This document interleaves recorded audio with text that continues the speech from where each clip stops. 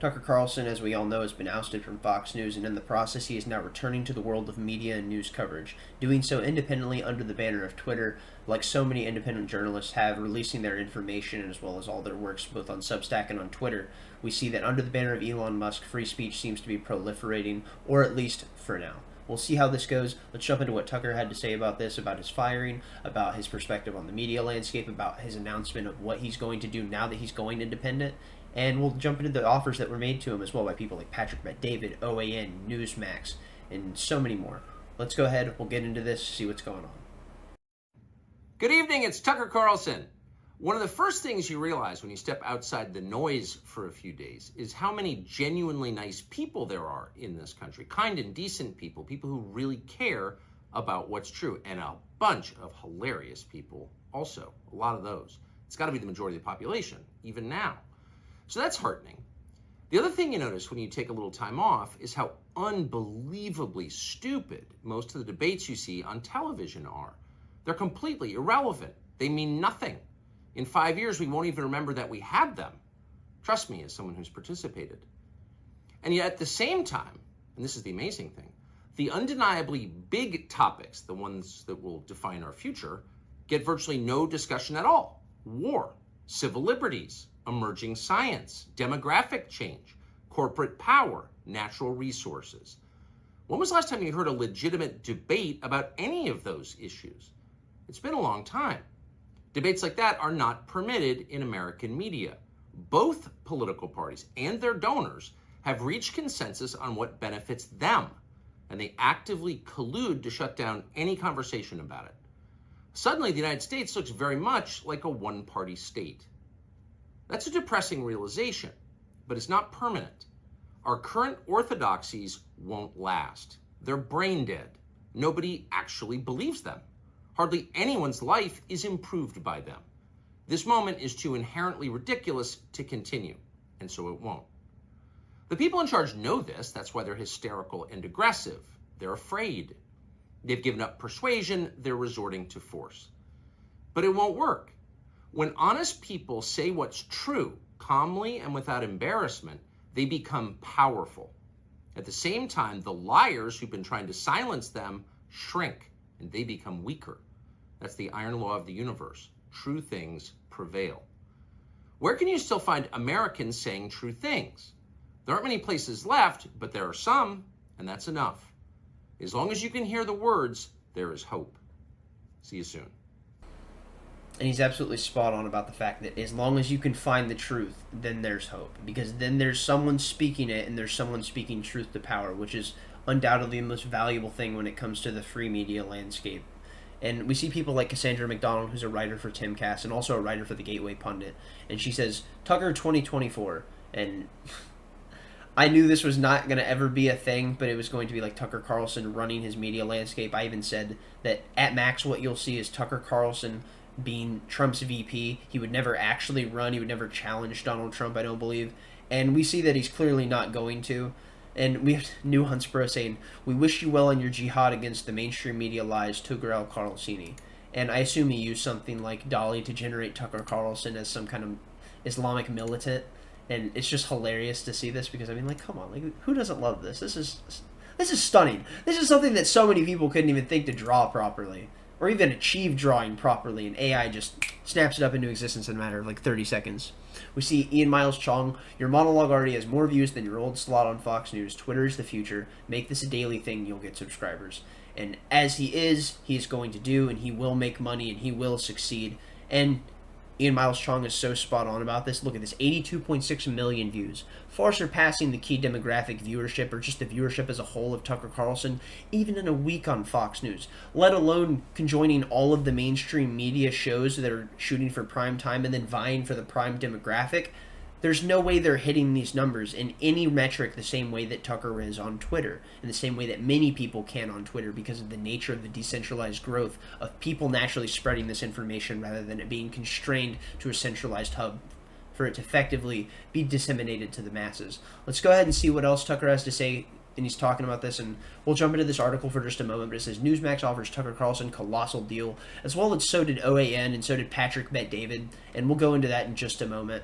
But it says on Monday, Fox News announced that they had parted ways with their top-rated primetime host Tucker Carlson. This came as a shock to many as his devoted fans in the populist movement. By Monday evening, Tucker Carlson already had at least one offer. One American News founder and the CEO, Robert Herring, extended an invitation to Tucker Carlson to meet and negotiate a deal to become part of the OAN team. On Saturday, TMZ reported that Newsmax is countering the top-rated cable news host. According to TMZ, Newsmax is even sweetening the deal and offering him control over the entire Newsmax lineup. And they were going to give him control over the entire network as a whole. And they were willing to rebrand the network effectively under his name. Because something that the owner of Newsmax understands is that Tucker Carlson's name is big enough to kill Fox, and that's effectively what it's going to do in the eyes of the public, and then effectively it will dwindle into nothingness, much like how many of these companies will, just like the value of the newspaper did for my generation. So let's go ahead and see what Tucker has to say about his return, and let's go ahead and jump into this, because this is going to be good. Hey, it's Tucker Carlson. You often hear people say the news is full of lies, but most of the time that's not exactly right. Much of what you see on television or read the New York Times is in fact true in the literal sense. It could pass one of the media's own fact checks. Lawyers would be willing to sign off on it. In fact, they may have. But that doesn't make it true. It's not true. At the most basic level, the news you consume is a lie of the stealthiest and most insidious kind. Facts have been withheld on purpose, along with proportion and perspective. You are being manipulated. How does that work? Let's see. If I tell you that a man has been unjustly arrested for armed robbery, that is not, strictly speaking, a lie. He may have been framed. At this point, there's been no trial, so no one can really say. But if I don't mention the fact that the same man has been arrested for the same crime 6 times before, am I really informing you? No, I'm not. I'm misleading you. And that's what the news media are doing in every story that matters, every day of the week, every week of the year. What's it like to work in a system like that? After more than 30 years in the middle of it, we could tell you stories. The best you can hope for in the news business at this point is the freedom to tell the fullest truth that you can. But there are always limits. And you know that if you bump up against those limits often enough, you will be fired for it. That's not a guess, it's guaranteed. Every person who works in English language media understands that. The rule of what you can't say defines everything. It's filthy, really, and it's utterly corrupting. You can't have a free society if people aren't allowed to say what they think is true. Speech is the fundamental prerequisite for democracy. That's why it's enshrined in the first of our constitutional amendments. Amazingly, as of tonight, there aren't many platforms left that allow free speech. The last big one remaining in the world, the only one, is Twitter, where we are now. Twitter has long served as the place where our national conversation incubates and develops. Twitter is not a partisan site. Everybody's allowed here, and we think that's a good thing. And yet, for the most part, the news that you see analyzed on Twitter comes from media organizations that are themselves thinly disguised propaganda outlets. You see it on cable news, you talk about it on Twitter. The result may feel like a debate, but actually the gatekeepers are still in charge. We think that's a bad system. We know exactly how it works, and we're sick of it. Starting soon, we'll be bringing a new version of the show we've been doing for the last 6.5 years to Twitter. We'll be bringing some other things too, which we'll tell you about. But for now, we're just grateful to be here. Free speech is the main right that you have. Without it, you have no others. See you soon.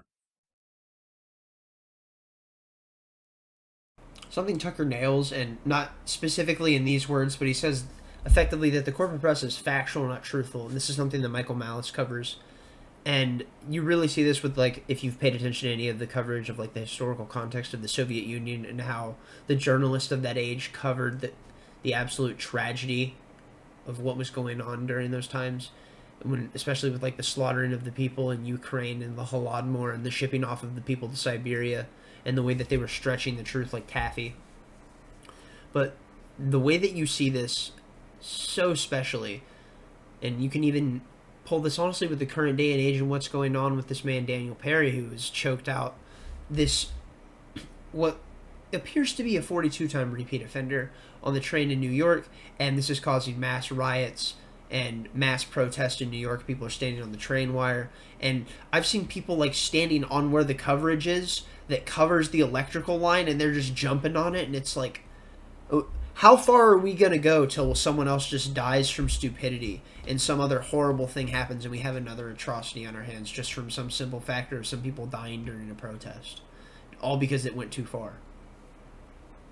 But Tucker covers such a wonderful point with the fact that there's really only one place to go for free speech now, and it's the reason he's on Twitter. It's because it's Twitter.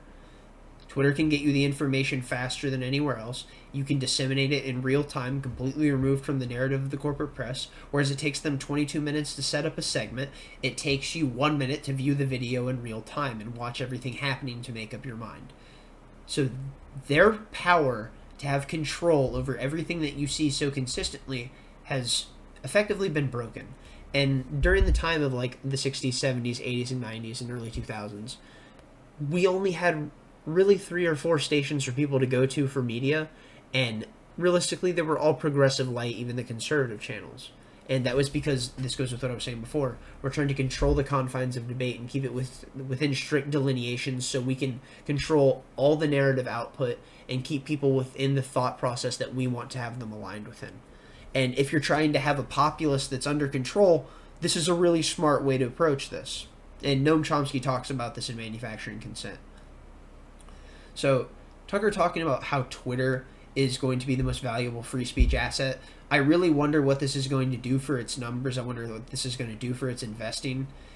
Because I'm going to have to pay attention to Twitter stock. I'm honestly probably going to see what's going on with it. This is not financial advice, but I'm going to be paying attention to it because, I mean, who wouldn't after such an ordeal, realistically? But at the same time, that is also a risk, because we're talking about someone like Tucker Carlson, who is a controversial figure to so many people. But nonetheless, so at the end of this video, it shows that Tucker has a website. And when it shows the website, this is what it takes you to. And you can put your name, your last name, your email, your phone number, and it says, yes, I would like to sign up for text notifications from Tucker Carlson. And it's just Tucker vibing here with the double barrel shotgun, just chilling, you know. And it's got his videos here, Tucker back on Twitter. It's got videos here. And this video right here, Tucker's keynote speech at the Heritage Foundation 50th Anniversary Gala, this is undoubtedly Tucker Carlson at his best. Without fail. He is just in flow state for about 30 minutes, just hitting every point and every high mark. And to be honest, I think this is a strong argument for one of the things that got him removed from Fox was this speech and how he handled it. So if you really want to know that, go ahead and go watch this. Well worth your time. So because Tucker's speaking so openly about everything that's going on, we see his growth is just absolutely astronomical, and then they just hit him with the Streisand effect, and he blew up even more. From April 26th to May 9th, he has gained 937,000 followers, averaging 31,000 a day. Wild. And he's only tweeted twice. No, this is within him tweeting once. Now with him tweeting twice, I'm sure it's only more. But what we see after this is we'll see that Patrick Bet-David, it says, Dear Tucker, I'll get right to the point. And Patrick Bet-David is the owner of Valuetainment. And Valuetainment was originally the first person who made the offer to Tucker Carlson to buy him out after his Fox deal. And Patrick Bet-David actually announced this on Megyn Kelly's show. Megyn Kelly, being a former Fox host who was offered $100 million to stay at Fox, but she left to go raise her child. What a boss. But it says, we want you to partner with us in what we feel is a noble and necessary effort to define the future of media. Here's our offer. $100 million over 5 years, an equity stake in Valuetainment, president of Valuetainment, and a board seat to project your strategic vision and voice, your own podcast and other daily, weekly shows, documentaries and movies covering topics you care about. What else? We are all ears. Our convictions are about freedom, liberty, and truth, and run deep, and we believe we are the right, absolute fit for you in America. While we may not be the biggest media company, we are a new media leader driving into the future to make truth, fair debate, and commentary more accessible, consumable, and protected. We are 100% serious about our offer. Respectfully, Patrick Bet-David. And Patrick Bet-David is someone who made his money in the insurance game. He's a multi-billionaire. He's incredibly wealthy. He is incredibly intelligent. If you haven't seen his podcast, the PBD podcast, he is one of the best interviewers I have seen in, I could not say how long. I would kill for him to be the person who is the moderator at the presidential debate, because he is so fair and unbiased, and the questions he asks are so astute and so simple that it's one of those things where it's like, how did I not think of that, or how did I not think to ask it in that way?